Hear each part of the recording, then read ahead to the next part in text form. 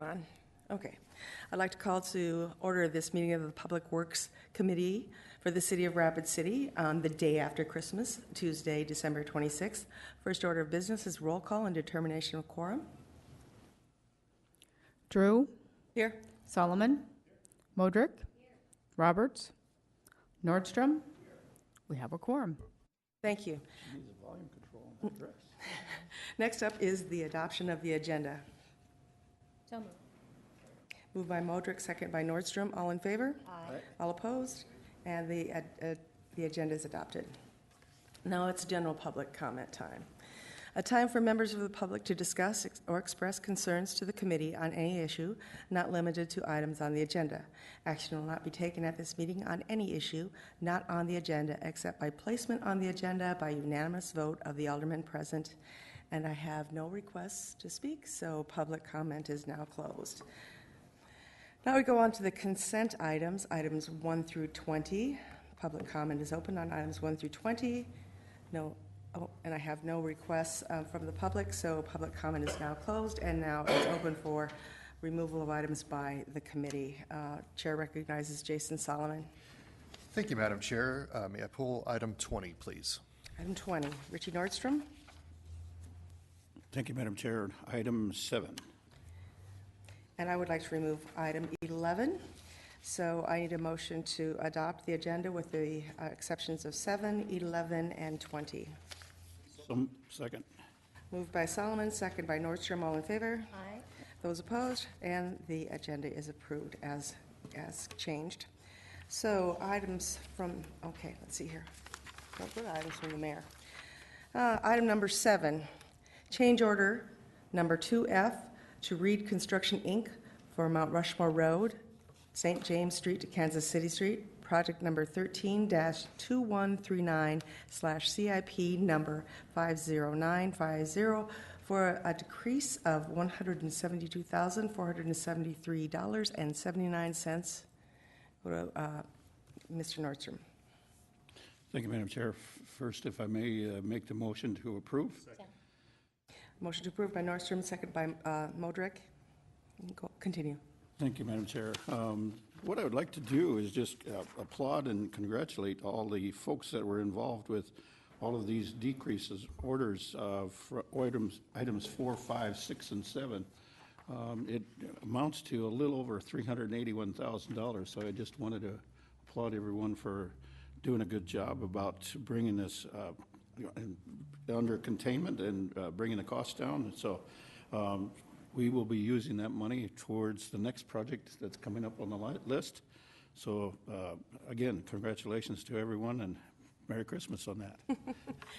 Thank you, Alderman Nordstrom. I have to echo that sentiment. I saw those decreases as well. All in favor of item 7? Aye. Those opposed? And the item is carried.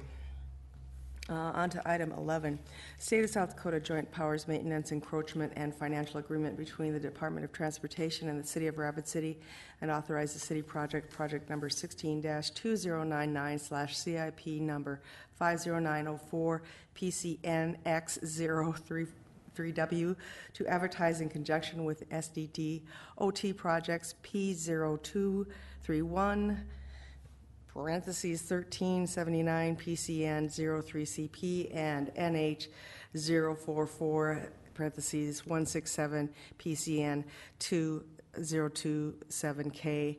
And that's hard to say, and I really need some explanation on this. So Dale, could you please tell me what's going on with the Joint Powers Encroachment and Financial Agreement? Most certainly, Madam Chair.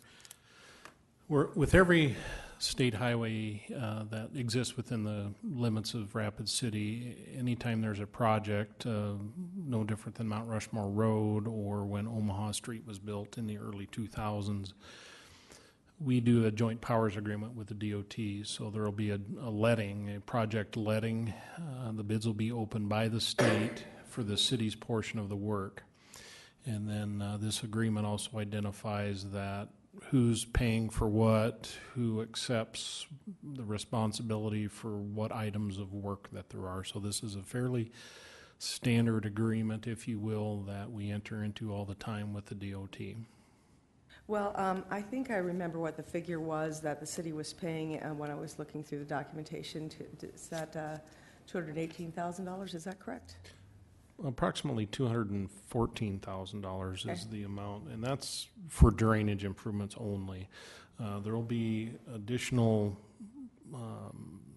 expenditures in our water and wastewater funds as well, but that's a fairly typical project cost that we do on any project, be it a DOT project or a city project. All right, well, that satisfies my curiosity on that, so could I get a motion? So moved. Motion by Modrick, second by Nordstrom, all in favor? Aye. All opposed, and the motion carries. Now we go on to item number 20, authorize staff to advertise for bids for landfill cell 18-19 liner and leachate, is that correct? Collection, project number 16-2371, estimated cost $6,800,000, and that's a big price tag. We go to Jason Solomon. Well, thank you, Madam Chair. First of all, I'd like to make a motion to approve and retain the floor. Motion by Solomon, second by Nordstrom. Thank you. Direct a question to our Public Works Director, Dale Tech, and Yes. perhaps Carl. So Dale, can you give us just some highlights of what this project entails? Certainly. Cell 1819 is going to be the next airspace that we develop for the placement of waste. We're currently working in cell 16, which is filling up, and we need to look to the future and get the groundwork done for our next expansion. And that's what this project does. Not only that, but it is also going to provide additional area for the next cells that we're going to work on after that too. So cell 1819 is where we're going to be placing solid waste in the very near future, and then we'll be doing a little bit of work in that area for subsequent cell locations. Okay. And maybe I can ask a question of Carl if he wants to get ready. Carl, while you're walking up there, so how's the landfill doing the day after Christmas? You pretty good? We were doing okay until we had a broken water line in one of our buildings there, no. but we are doing just fine. Okay. So here's kind of more of a big picture question for you. How are we doing for space at the landfill? Overall, right now with cells 17 or 18 and 19 that Dale had mentioned, what you're looking at for this now, the 6.8 million is what the engineer's estimate is. We are always hoping for better bids to come in, but this is an investment in the future for probably the next 20 years. Okay. So this is a one-time cost to at least put in the infrastructure, the sewers, the leachate collection, all of that is tied into this portion here. So we probably have another 20 years left on our current permitted property. Many of you are aware that a number of years ago we purchased 105 acres to the south of the landfill, and we are currently in the process of permitting that, which will give us another 30 years on approximately on the life of the current site at the landfill. So anywhere between 40 to 50 years, depending on growth and other factors. Do you see the future being purchasing more real estate to deal with our waste needs, or do we anticipate technologies helping to alleviate that issue long term? Again, we are working everything we can to divert that. Of course, the landfill used to be, in 1960 when that was open, we were 2 miles outside of the city limits. Now we have all of the growth around us. We are trying to control that to at least keep that to industrial commercial type growth, but we're going to continue to grow to the south. We will become landlocked at some point, and that's decisions we have weighed is at what point do we look for maybe moving that farther outside the city limits or expanding the current site there. For right now, with that 105 acres, we did speak with owners of other property there, and the decision at the time was made not to purchase any additional ground at that time. Okay. So this takes care of our kind of more immediate needs. You're saying planning the next 20 years, and obviously as a council, we need to think strategically, provide resources, whatever we need to think beyond that. what our future landfills look like. And now we're starting to develop that south side's real hot, and it's awesome. But we have a landfill sitting there, and we got to kind of figure that out as well. So I was just curious what that was. I know touring with you, a pretty eye-opening experience, and I encourage all my colleagues to do it if they haven't, to see like what's happening around there. Pretty impressive operation, but I know we got to be continually looking forward. Right, and again, there are a number of things we now need to be doing to make sure that odors are under control and sight lines, other things. You don't want to drive past on Catron Boulevard and see a bunch of garbage trucks and garbage being dumped and everything else. Yep. So a lot of our planning on this design was to make sure that even anybody in the neighborhoods across the street will not have a sight line of a landfill. Absolutely. And you know, and just to plug the recycling efforts that you have, an impressive operation for recycling, continuing to do that. Those are all things that we can do to help be as sustainable as possible. So anyways, just thank you for answering those questions for me. And with that, I'll yield my time. Thank you. Thank you. Chair recognizes Dale Tech. Thank you, Madam Chair. There's, I guess, one thing I wanted to point out regarding this request for advertisement. This is a 2018 project. It was not originally included in our 28 budget.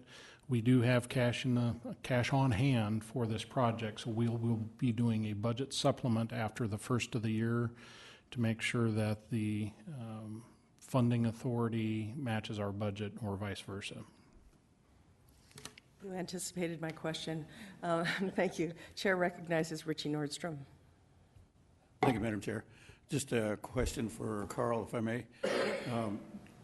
Mr. Murbach, can you give us a short story of what's happening with that big power line that we have running, what is it, on the south side of your property? On the south side of the property, that is something we are working on. That's a larger power line through Basin Electric. We do have an easement agreement with them that they will be paying all of the costs to relocate that line. You just approved tonight or this afternoon another easement that is to move another power line around the north side. But again, that is all part of our expansion into what was just termed the Johnson property, that 105 acres to the south. But again, we're tying all that together and with permit renewals, other things too. But eventually that line will have to be moved in order for us to have contiguous cells between the existing and the new property there. But again, that should be no cost to the city at all for that. Thank you, Carl. I appreciate that bit of information. And then what I was looking at also is you mentioned that I believe it was cell number 17 that's filling up a little bit quicker than what is anticipated. That's why we need their growth for 18 and 19. Again, yes, it's already it's been permitted for a number of years. It is a larger area. If you've been out to the landfill, you know where our compost operations are and that out there. But again, these will be things that will come into these projects. There is to locate our compost operations. Again, this is permitted. It's great airspace. We want to be a good neighbor and make sure that people don't, that helps. Every mile that you have to drive to dispose of garbage is an added cost to residents here. So we want to make sure that we utilize every inch of airspace that we do have. Thank you again. I appreciate that point of information. And then just one more follow-up on the DENR question that we have for the landfill permit. Can you give us a little bit of history on when that goes into effect, when that expires, how that process works? And then the next anticipated long-range plan that we have to look out for on the next permit. Our operating permits are 5-year permits, so every 5 years we need to renew, and we are good until 2019 is our current permit. What we are planning to do this coming year is to renew both our current permit, roll that in with the additional ground that we're looking at, so we've got one nice clean break here and get all that done in one project. Now is that while we were not going to be exactly putting garbage in or developing those sites, we do want to get that permit in because, as you know, over time things are not going to get easier, so it would be best to permit that, get that on the books now. Agreed. Thank you. I think that's all the questions I have at this time, Carl.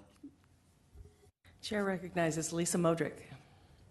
Thank you, Madam Chair. May I ask Carl and/or Dale a question? Sure. Thank you. Yeah. I think I'll start with Carl, if it's okay, Carl. It was mentioned by Mr. Tech that this is not a budgeted item. We've got it listed here as a budgeting, but it's going to be a cash on hand from within the enterprise fund source. Has that been an accumulation of cash on hand in order to go for bid on a $6.8 million project that is not budgeted? And then to tag on to that, why wouldn't we actually budget this for 2019? Well, we do need to get this project underway and constructed, just to make sure we have a place for us to continue to dump garbage. Waiting until 2019, that was our original anticipation. Cell 16 that we're in right now is actually a very small operating cell. We are working to maximize the work we can, but we don't want to get caught without having that work done. And again, the way we look at this is really an investment in the future. This isn't just for the next 1 or 2 years. This will be for the next number of years. This would be phase 1 of the 18-19 project. Once all of the sewer work, the collection work, all of those things are in there, we've got that planned out. It will not be that initial upfront cost. Yes, that $6.8 million is a scary number, but again, we do hope that we're bidding this out at a time also when we're get a number of bids from a number of contractors and let the competition do a little work for us. So if it's an item that we're looking at for the next 20 years, but cell 17 isn't reached its maximum yet, and we're going to push cash on hand, is there a replenish of cash on hand, or are we cash heavy right now? I wouldn't say we have been working with finance to look at options for future. These are one-time large expenses here. So we are looking at all of the options that we do have to, what can we do? We don't want to deplete our work all the way down, but there may be some options for looking at alternative finance programs. Can I ask Dale a question? Oh, Thank yeah, you, Madam Chair. continue. So Dale, that crystal ball thing that we constantly are looking at and reviewing and pushing around and rolling around, actually, if it's a crystal ball, is we don't know what's going to happen in the future, and this is a designation for the advancement or for the future years, and Councilman Solomon had made the mention of sustainability, but we're looking at doing a pretty big project now for something in the future. Sustainability could change. Is this the right time to do a cash-on-hand project? This is the best time that we're ever going to have to do this project. With our recent bid openings that we've had for all sorts of projects, the bidding climate is very good. So the best prices we're ever going to get are now. Okay. We anticipate all of our capital improvement projects 5 years out. So we've known this project is coming for a long time. And that's one reason we have a cash balance on hand with enough there to fund this project. We just didn't include it in the 2018 budget because we thought it might be in 2019. Although all the work has been done, we believe now is the time to do it, and that's why we're requesting to move ahead with it, and then we'll be seeking a supplement as well. We've met with the finance department, and they have no issues with that. Is cash on hand a contingency, and is there a reason to have this much cash on hand under this enterprising fund? Yeah, the reason is we're trying to keep cash on hand to be able to fund our capital improvement projects.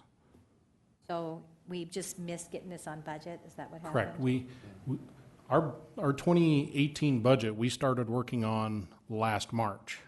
So last March, we anticipated this project was going to be done in 2019. So by the time we've submitted our budget last spring, things have changed. So that's why we're going to have to go through the budget supplement process. And is there any reason to have to replenish the cash on hand after pushing the budget forward a year in advance? Well, currently, we have about $8.8 million on hand. So this will take a significant portion of that. However, we still will have about $2 million on hand for any issues that come up in the future. That money that we have on hand will be enough to do some other capital improvement projects, and then we'll have to take a look probably in the next year or two at either a bond issue or our rate structure to see where we're going to be for the next 5-year period. Okay, thank you. Okay, good discussion. The item is on the floor to approve. All in favor? Aye. Those opposed? And the motion carries. On to non-consent items. Public comment is now open, and I have had no request forms.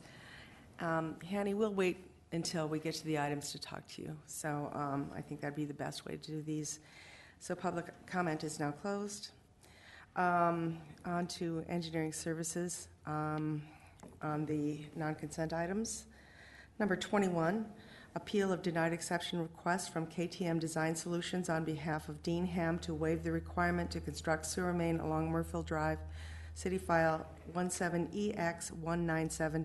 The only exception denied by staff out of 4 total exceptions submitted for the project, and he is asked to continue this yet again. So, Dale, I guess my question would be to continue it to when? Thank you, Madam Chair. The discussions between the applicant and city staff have been going very well. So we anticipate in the next 2 weeks we'll have something to bring forward. So we just request that it be continued to the next Public Works Committee meeting. I don't have the date right off the I don't top of have my it either. head. It should be in 2 weeks, What is it? or Okay, all right. 13 days. Okay, Move to. okay. It's been moved and moved by Nordstrom, seconded by Solomon to continue this to the next Public Works meeting. All in favor? Aye. And all opposed? Motion passes. We go on to item number 22, appeal of denied exception request from KTM Design Solutions on behalf of BH Capital 4 LLC to allow the street connection of North Valley Drive and East North Street. And if it is okay with the council people, we'll have Hanny come up to the podium. Thank you, Madam Chair, members of the committee. My name is Hani Shafi, representing, with Dream Design, representing the applicant.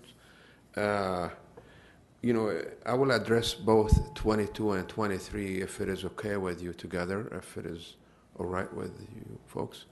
Says yes, so.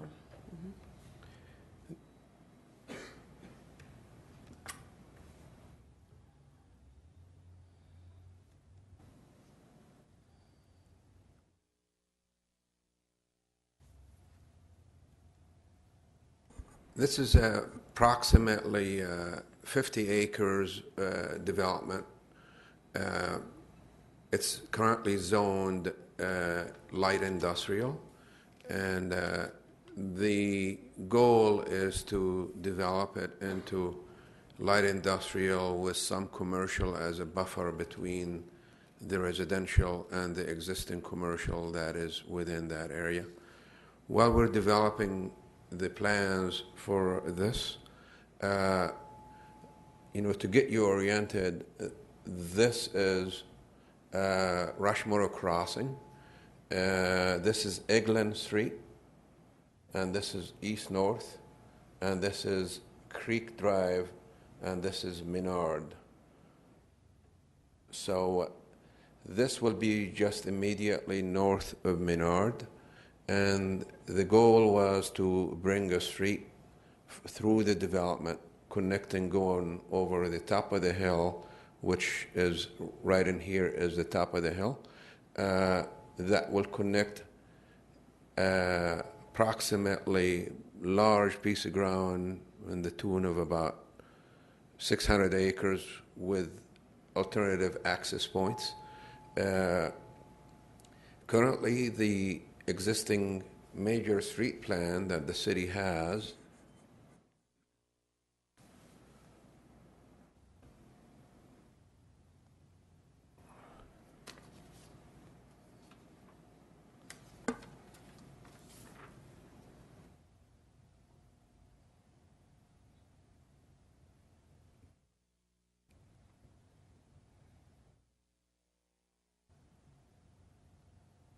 the existing major street plan that is adopted by the city in the past,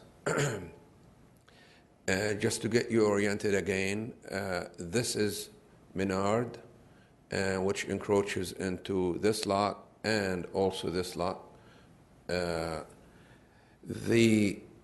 major street plan shows a connection between east-north coming through this point here, approximately right in there, or just to the slightly to the left, is where the Menard sign, which sits approximately a little over 40 feet above the ground below it, and the ground behind the sign to the east is relatively level. So to really put in a road there, we either have to fill the Menard lot, which is this lot in here, quite a bit, or cut a canyon through here. And there are power lines, big power lines in the top that will make that near impossible to do. So therefore, and the other thing is, this connection is not contiguous with the existing collector that is planned, which is Valley Drive. So it's either we bring Valley Drive going that route like this, which is near impossible because of the power line and the terrain and the constructability of this segment of the road. So we looked at different options, which is basically, instead of building a cul-de-sac like this, we decided, well, we need an alternative to really make this connection straight, so Valley Drive will connect to east-north and Creek Drive. Of course, the city staff had concern with the existing alignment that is already adopted, and they asked us to submit for an exception. We really don't, we share their concern, but those concerns are not as really large as they believe them to be. And the reason for that, the street design criteria manual allows us to construct what we proposed.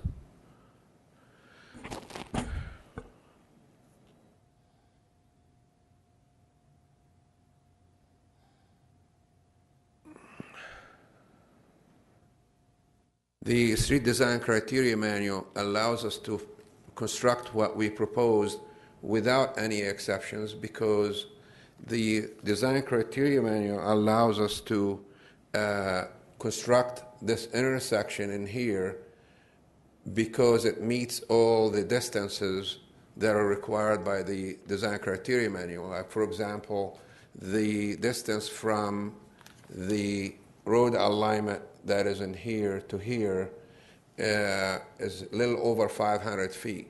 The distance that is required, even if this intersection was signalized or the other one was signalized, would have been required to be 250 feet, and we are at 530 feet.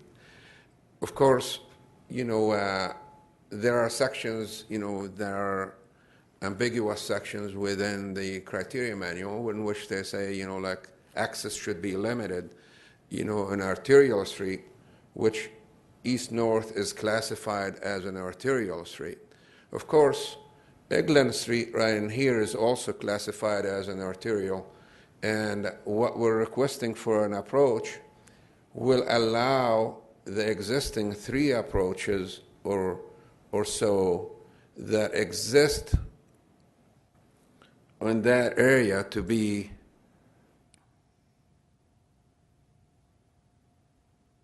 the existing 3 approaches. There is one approach right in here, another approach right in here, and another approach right in here. This is actually a platted right-of-way, and we're trying to line up with that right-of-way.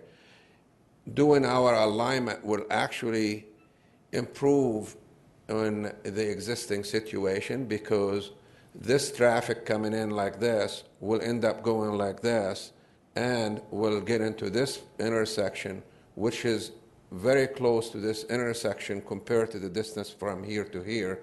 and also the angle that intersection intersects with that is less than desirable. And so this will alleviate a huge problem. Of course, city staff had concern also with Menard, which owns this lot, and their input on this. And Menard shares our concern. They believe that this road right in here will never be constructed. So therefore, if you look at the area in blue, which I'm going to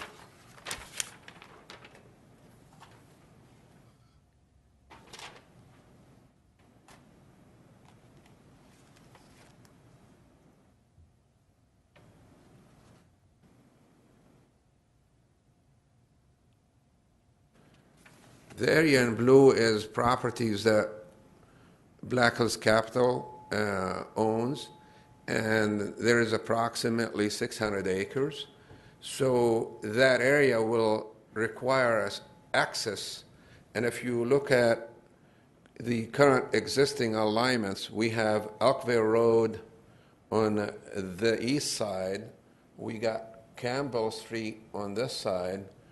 There are really no major streets proposed as a connection to come in the middle, spaced accordingly, and this alignment would have been the logical one, splitting the distance between Elkville Road and Campbell Street to allow for a really better transportation system.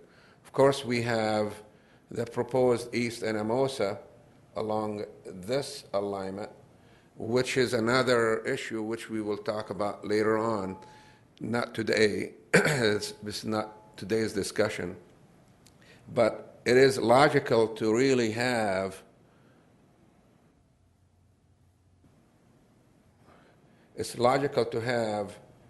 South Valley Drive connected all the way, which ties in from where we just put the signal on Minnesota Street. You know, it ties in with Elkville Road there, and it ties into the shopping areas in town, which is basically this. Already Menard has indicated that this road will not be built, and they are supportive of our initiative. And as you could tell from the map, this green line for South Valley Drive will really provide for a good connection. That's the first exception. The second exception was basically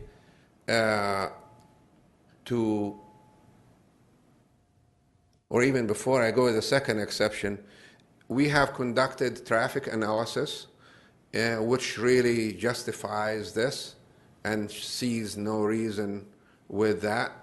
That information has not been shared with the city staff yet, so it's not fair to really expect them to just... Mr. Shafi, could I just interrupt you for Yes, just a please. second here? Since we're kind of, are we at the end of your discussion of item 22? Because if we are, I think I'd like to open this up to questions from the council, people present. Okay, yes, please. Yeah, thank you. Please, Jason Solomon. Thank you, Madam Chair. I'd like to ask Hanny to continue what he was going to share regarding the traffic impact Okay. study. All right. I think you were getting. The traffic analysis actually encourages this connection over the Eglin Street connection because of the angle and the performance of that intersection. You know, so it's traffic-wise, this will work out really good. I realize that the city has commissioned its own traffic study, or actually has been given the authorization to do a traffic study for that corridor. And we encourage city staff to really, because they're going to end up hiring most likely the same traffic engineer. We already done a lot of the work. We will authorize our traffic engineer to share with them all the work, which will save time and money and will allow this development to go through, because it's been in the works for over 6 months. And we are hoping to get it done as soon as possible. So I will rest unless you folks have any questions. Okay, and if I can go to Dale Tech Please. for a moment. That's fine. So, Dale, let me start with this traffic impact study that Hanny has done, does that meet the requirements of the city's traffic impact studies? If he was to share that information, would that be sufficient, or? We do have you no not know? idea. That was the main reason that we've recommended to not approve this, because we have no idea what the traffic study has said. Okay. So if you read our summary and our recommendation, it says that we're waiting on a traffic study and we don't know what it is going to say. Okay. So let's start with 21. I mean, I know these go together, but 22. or excuse 22, thank you. Start with 22. So, Dale, as Mr. Shaffey has laid this out, obviously it makes a lot of sense. However, we know the staff recommendation because of, what did I read here? It was premature to approve street connections onto Arterial Street without an acceptable traffic impact study being one of the items, and that maybe it didn't align with what our street plan was, but do you see issues at all with what he's laying out here? And are there safety concerns? Are there, I guess, just kind of highlight the rationale for us.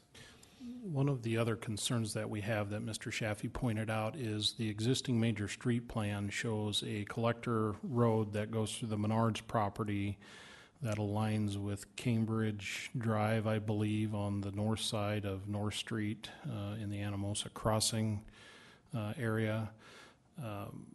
I know Menards has been working with Mr. Shaffey. We had hoped to have received something from Menards because the change to the major street plan affects them, but we, to this date, have not received anything from them that states, yes, we're good with all of these changes to the major street plan that affect our property. So that's another reason that we've recommended denial, is we don't have anything in writing from them to concur with this other than some conversations that have occurred. But since this affects their property with the existing major street plan, they certainly have a right to that connection and how it was originally planned.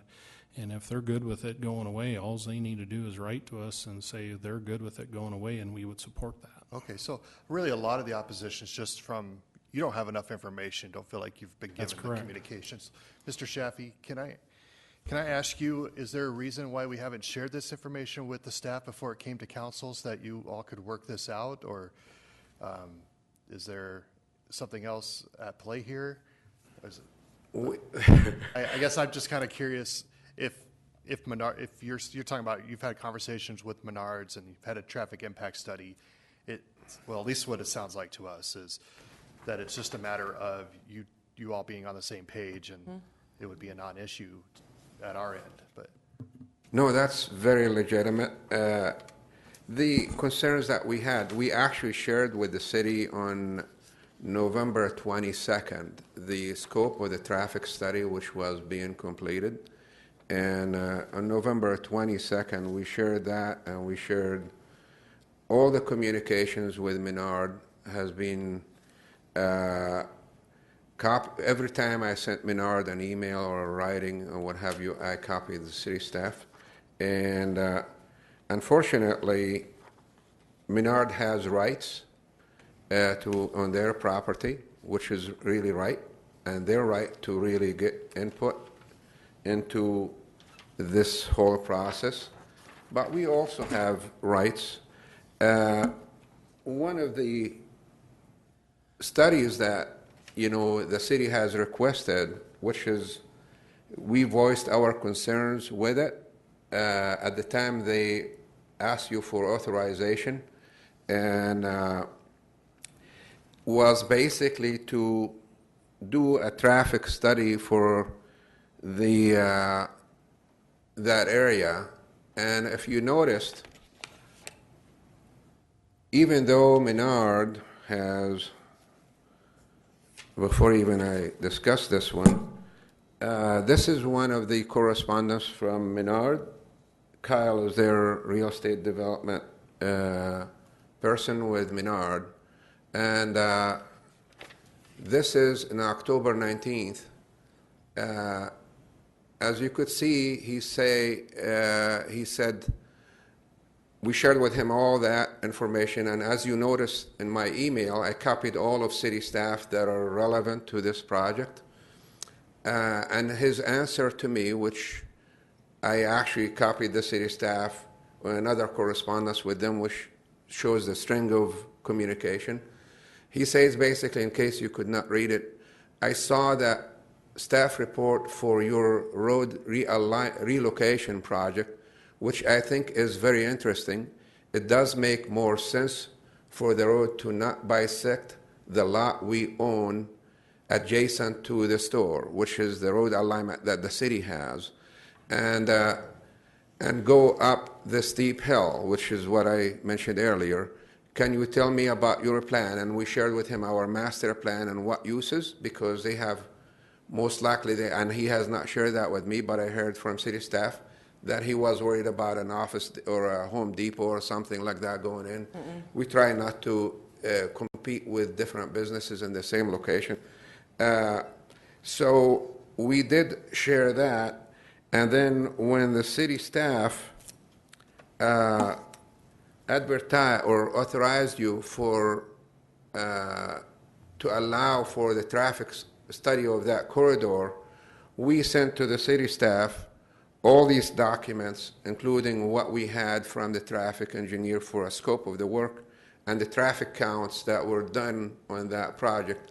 That was on November 22nd. And in all fairness to city staff, and I really don't know what the reason for that, since that November 22nd, we really have not received any even acknowledgement of this email. And Excuse me, Mr. Chaffee, I'm going to break in here again. I'm not sure that we can really determine much here today, but this is a lot of information that doesn't seem to be very clear, and we might want one more thing, just please, Yeah, just go this ahead, last go one. ahead. I realize that Menard has rights to on their property. When the city staff, even though this communication has been communicated to everybody that we have concerns with the existing road alignments, when the traffic RFP for the traffic study was put out, the road alignment for Valley Drive, which is basically this alignment, which terminated that at this intersection, was changed within our property to go this way all the way to Menard, right in here, without any correspondence with us. It is okay for the city to change that road alignment and sway that engineer who's going to do the study to change the road from here to here, but it's not okay, even though Menard has shown some correspondence, that to change it from here to there, we had to drag our project for the last 4 or 5 months. You know, I realize there are concerns, but the concern should be with this road alignment, which is not buildable. And Menard already got an exception from you folks for building that first segment of that road, which is basically this segment. You folks approved that segment about a month and a half or 2 months ago. Since they already resisted building that segment, and we're saying we're willing to build a connection right in here to substitute for it, it is logical to really say, and common sense to really say, hey, my gosh, it makes a lot of sense. We have a sucker who's trying to do the right thing. You know, I don't really know what else I could do other than say, you know, honestly, I think I'm going to just do 2 lots, cul-de-sac it in here, and when Menard builds this piece up to their property line, I'll build this road, to not even that road, that road to my property line. I'll be more than happy to do that. But I cannot be dragged. We have a lot of holding costs in our property. I'm going to need to ask some more questions here, so because we have some council people. I'm going to ask you a question. I think this is actually good discussion. Okay. I'm not sure how much progress we're going to make, but what I'm curious about is what are you planning to do in this piece of property? Well, we had our master plan that was submitted with our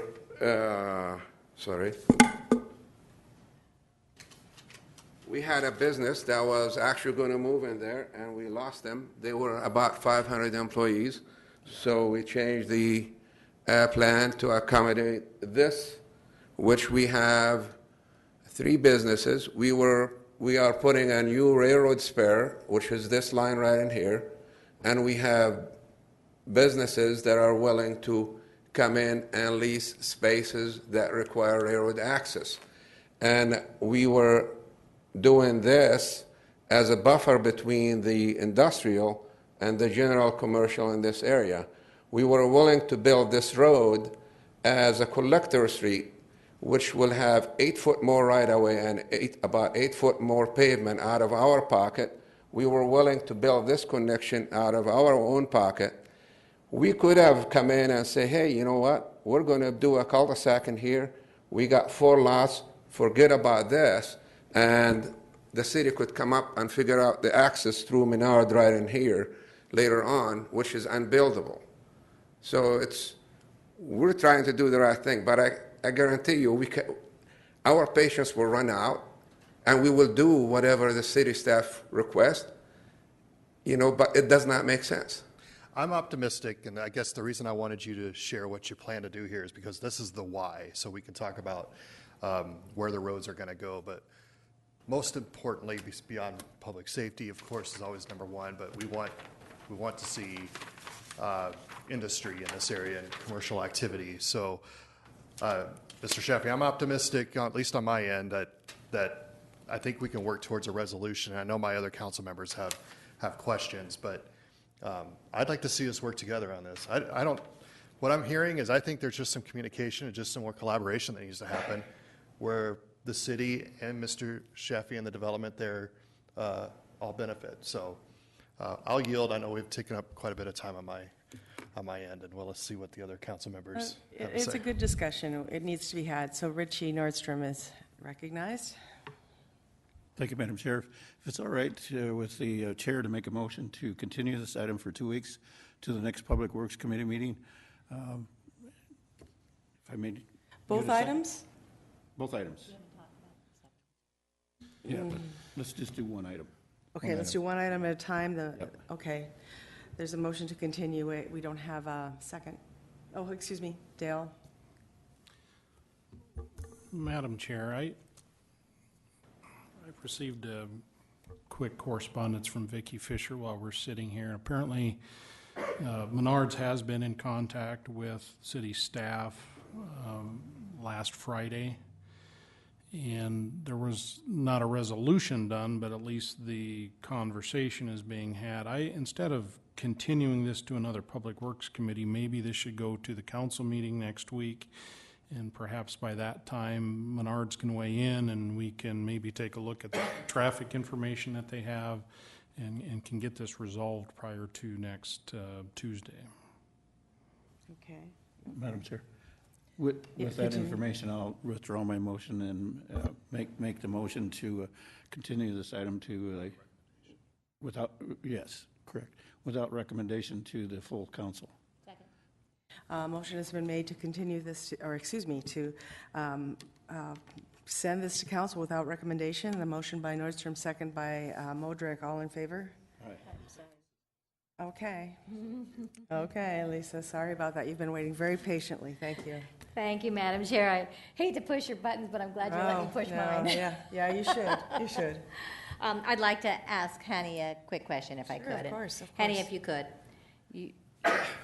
First of all, I want to thank you for the time that you spent preparing this presentation, also giving us this information. This was very helpful to, I studied on Christmas Day. It was very, very informative to Thank have you. this documentation. So I thank you for that. It sounds like you are prepared. You've been working up to this point. You need this discussion through the city. Are you feeling confident that this is going to help this move forward when you bring this together with what the motion is on the floor? We hope so. Thank you. Thanks, Dale. Thank you. Appreciate that, because I think that's what we're all wanting on this dais. We believe in private-public partnerships. We're working closer and more towards that process, and I think it's a good process to have. So I compliment that there's communication doors open and that this council felt that way too. So I'll see you on Monday. Thanks. I feel optimistic also that as we get more information and the doors of communications are a little bit more open, that I feel this project should go forward, and I just need a little bit more to really put my full yes behind this, but it looks really promising. So, and okay, so.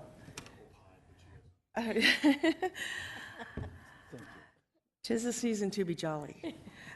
So the motion is to take this on to council without recommendation. All in favor? Aye. All opposed? And the motion carries. Now we're going to go to 23. I think the result will be the same, but we need to also read this into the record. Appeal of denied exception request from KTM Design Solutions on behalf of BH Capital 4 LLC to allow landscape median on an industrial classification roadway proposed North Valley Drive, City File 17 EX190. We have Jason Solomon. Thank you, Madam Chair. I'm not going to make the motion just because I kind of have this curiosity of this item. Okay. Just so that we get it out there before the council meeting so we can all chew on it a little bit. And I'm going to start with Dale Tech, if you don't mind, Madam Chair. Dale, what is the harm in having the landscape median in this area?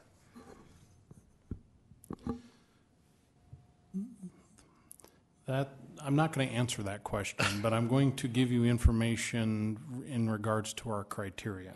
Okay. Because I mean, harm, I don't know that I can answer that. Okay. Our criteria states that you can have landscape medians on a collector road, which Mr. Shaffey is proposing to build if the collector gets moved from its current location. Okay. If that doesn't happen, then he's going to be building an industrial road. And our criteria states that you can't have landscape medians on an industrial road. So if number 22 gets approved, number 23 is a moot point, Okay. is what it amounts to. So this is kind of a backup plan that I'm assuming that if it didn't go a certain direction, which we don't know. Now, but I guess this is my curiosity is for an industrial street, we're talking about big trucks, and that's probably why the city doesn't want to maintain these medians, and I read the description. What is wrong with the developer wanting that in an industrial area? What if they wanted to spruce it up? What if they want? Is it snow removal? Is it access for fire trucks? It's perpetual maintenance is the issue. Okay. And any type there's a landscape median, it's the city of Rapid City then that will be maintaining that forever unless some agreement can be made as to who is responsible for maintaining that. Okay. And that was more for an educational piece, and I understood one had to do with the other, but when I saw that, I wanted to know, why. I know what our criteria said, but it's always that why question, and so the maintenance would be a good thing, but also to know that we could have an agreement. And if I could, I guess I'll leave that at that. I think I'm done. Okay. I was going to bring up Mr. Shaffey. Here's Mr. Shaffey, would you mind, just for my curiosity, I know this, I'm wasting everybody's time, I'm sure, but what was your motivation for putting this in if you had to go this direction, if you have to go this direction? Well, as you noticed from the map, this would become like a major access to really a big ground. So to overcome the industrial look, you really need to have the buffer and some landscaping. I thought it would be an enhancement to that corridor because it is one of the gateways to the community, and that's the only reason, actually. It doesn't have anything to do with anything else. Of course, like at we try to put medians where we want to really eliminate full turn movements in case somebody comes in and says, hey, I want an approach here. Full turn movement sometimes in busy streets is really not desirable, and the median will eliminate that. They may end up having a right in, right out, which in this case, I don't think any will be needed because we put the medians where it does not interfere with the approaches. But that's the idea behind those. Okay. Well, thanks for enlightening me. I don't want to belabor this point too much, but I saw that in there and just thought, that's be kind of good to kind of get that out there. So, Chair recognizes Lisa Modrick. Thank you, Madam Chair. I will also make a motion to move this on to City Council without recommendation, and if I can retain the floor. Motion has been made to move this to City Council without recommendation. Do I get a second? Yes, second. Second from Nordstrom, and you can continue. Okay. I just want to appreciate what Hanny just said about taking an industrial area and making it a more viable area, a more viable passage to the city. And I know our criteria manual doesn't have it, maybe again, I think I've been saying this a lot, but we really need to have a review of the criteria manual. It's really has some work that needs to be done, but this is an opportunity for safety. If there's any kind of crossing, we don't have that on Haynes, and we have a problem with crossing. We don't have any safe zones there. And we know that industrial areas are becoming walkable areas. That's the future. So this could have that. It does create a slower traffic, and once we put this area in, and it's a pretty good corridor that's going to go in, we want to make sure that we're having a calming effect as well. But just as that was stated, our entrance is becoming that section, and once long ago, that industrial section, nobody cared about it, and it shows. And now if we start enhancing with care, it could also enhance others that want to come and build and grow and be part of our community and be in this industrial park if that's what it becomes. So I think it's a great vision, and I appreciate that vision. And if the two come together with a nice public-private partnership and resolve this so that we can create it, we've now enhanced the growth and development and the economics that we're driving for. So I think it'll be a great Monday night. I'm looking forward to more coming out of the department as well. And I think it has merit as well, and we'll see where it goes. But I think there's great possibilities here. This could be the beginning of a beautiful friendship. Thank you. Okay.